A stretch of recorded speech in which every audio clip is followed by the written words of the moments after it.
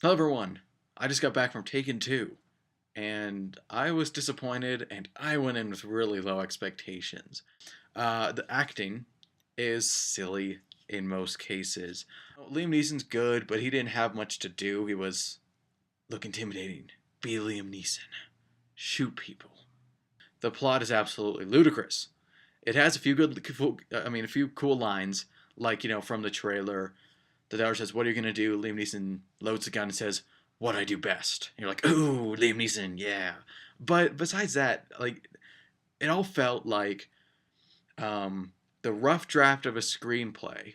At least what I've had an experience is, you just get through the plot. You write down things that pop in your head to get the points you want the conversation across, and just write it all out plot wise. You don't forget anything.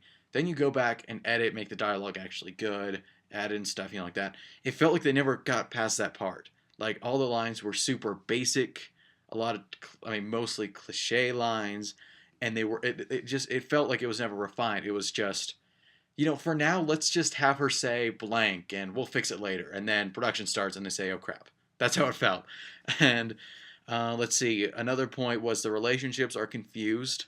Liam Neeson tracks down his daughter who's at her boyfriend's house, and then they have this huge argument over it. It's kind of cheesy. I can't believe you did this. Why can't you let me make my own decisions? You're so controlling. I know I was almost killed in the last movie, but stop being so protective.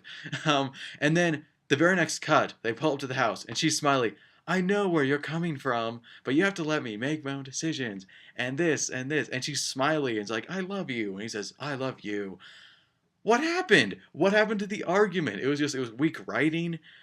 Yeah, it was just awkward. The relationships never felt organic at all.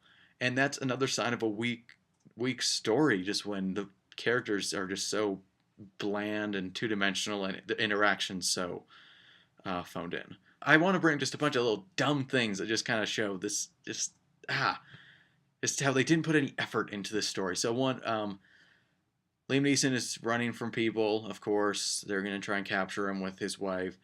And, oh, they have his wife. He's surrounded.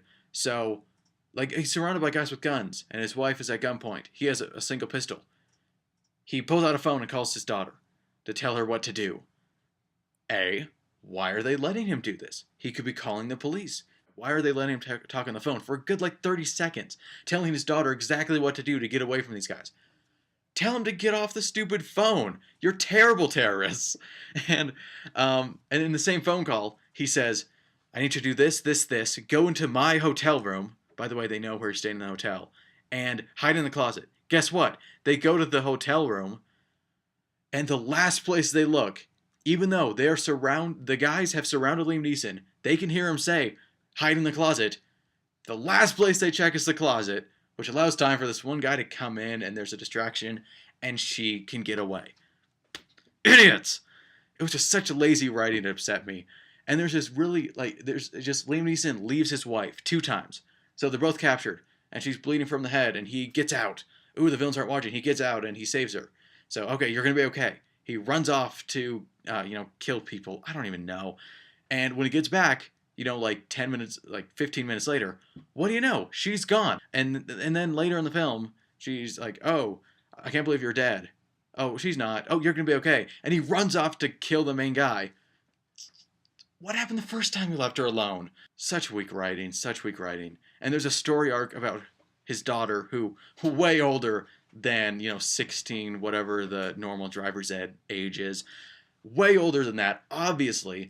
She can't get her driving test. She doesn't have her license yet. It's a subplot. They run from the police and the family who's trying to capture them for vengeance on the villain in the first film. So she goes all born on them. She's doing these backup, reversing, smashing into cars.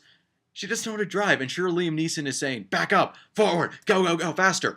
That doesn't tell her how to, swerve around a bus, and it was just this ridiculously, super intense car chase, and she can't even pass driver's ed. That's just stupid. And the worst part is that this car chase ends with his daughter, who, again, can't pass driver's ed, driving through multiple machine gun turrets and assault weapon fire into an American embassy. No.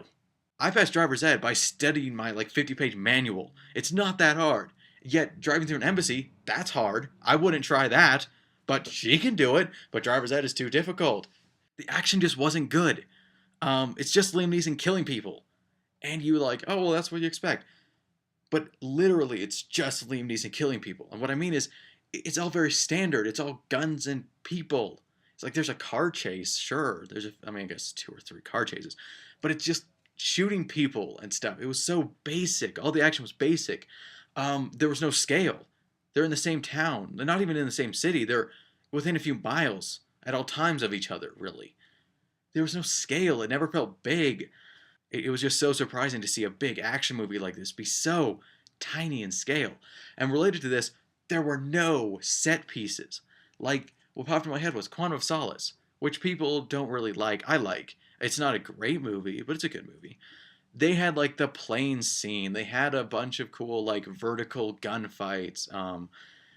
It's just, like, there were no set pieces. There were no, whoa, look at how big this action's getting. It was just Liam Neeson beating up people and shooting people. And that got old. And I mean, the only cool thing that came from were takedowns, and there were a few cool takedowns. It's like, oh look, Liam Neeson did that cool move and shot him blank, which allowed him to do blank to him. But that gets old so fast. It gets old really fast.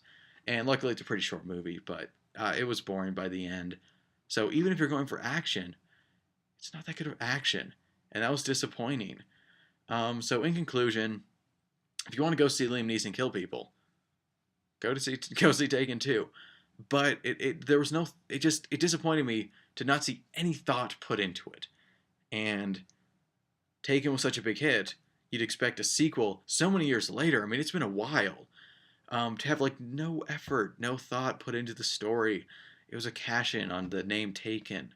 And that's the worst kind of sequel. When it's just, hey, remember this name? Movie. In conclusion, going to a movie like going to this kind of action movie is like going to McDonald's. You're not expecting substance. You're expecting something enjoyable and fleeting in a way. You know, not necessarily memorable. But so I went to Taken 2 for French fries.